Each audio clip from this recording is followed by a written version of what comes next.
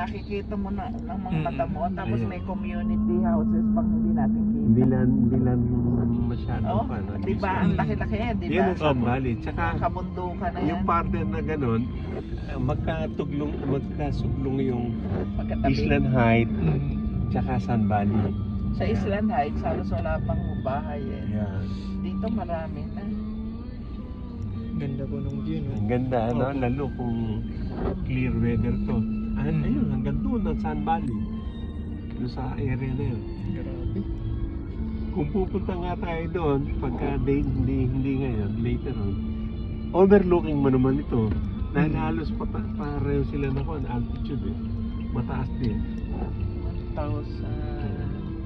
Teka, ikot pa lang pala. Below, Tingnan mo yung ano? AM, yung dalawang AM. Below sea level, Ayan ano? ang- 1,000. Ayan po Above yung- sea level. Above sea level. Ayan ang Rochester.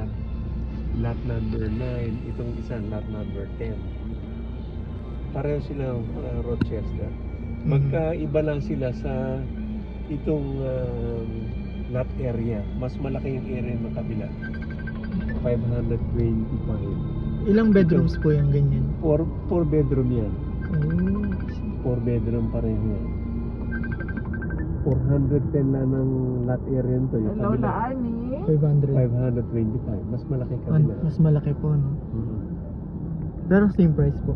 The same price. Hi! Itong apat na yan, 35 Nasa- million. The perch kami.